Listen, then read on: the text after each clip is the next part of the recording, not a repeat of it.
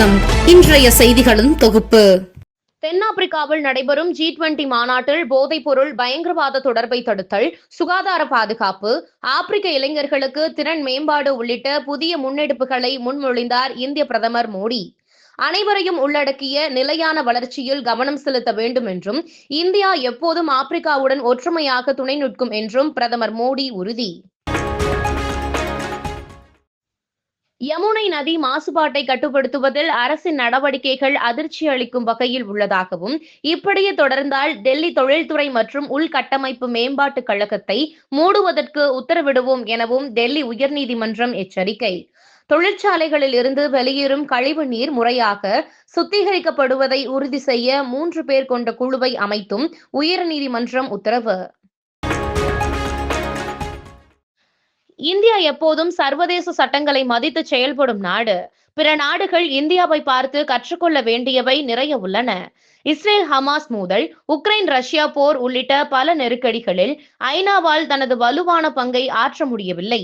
ஆகையால் உலகிற்கு நிச்சயமாக ஒரு புதிய ஐநா அமைப்பு தேவை என பாதுகாப்பு அமைச்சர் ராஜ்நாத் சிங் தெரிவித்துள்ளார்.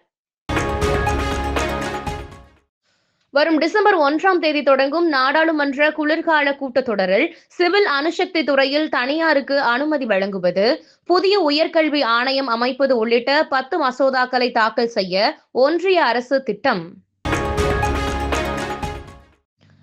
அமைதிக்கான நோபல் பரிசை வாங்க மரியா கொரினா மச்சாடோ டிசம்பர் 10ஆம் தேதி நார்வே நாட்டிற்கு சென்றால் நடவடிக்கை எடுக்க வெனிசுலா அரசு திட்டம்.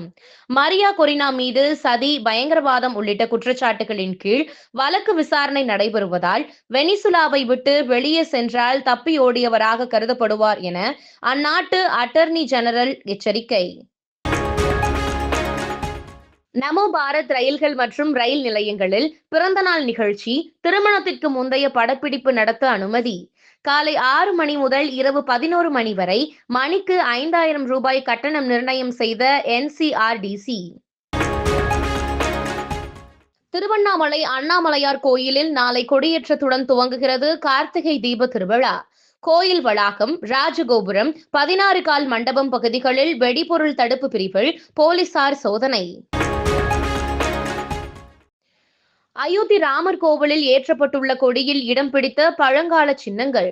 மகாபாரத காலத்திற்கு பின்னர் பயன்படுத்தப்படாமல் இருந்த சின்னங்களை தேடி பிடித்து கொடியில் வைத்துள்ளதாக தகவல். துபாயில் வான் சாகசத்தின் போது விழுந்து விபத்திற்குள்ளான தேஜஸ் விமானத்தின் பைலட் உடல் இமாச்சல் செல்லும் வழியில் கோவை வந்தது. தமிழ்நாடு அரசு சார்பில் மாவட்ட ஆட்சியர் நேரில் சென்று மலர் வளையம் வைத்து அஞ்சலி. மேலும் இதுபோன்ற செய்திகளுக்கு KMDK லைவ் சேனலை லைக் பண்ணுங்க, ஷேர் பண்ணுங்க, சப்ஸ்கிரைப் பண்ணுங்க.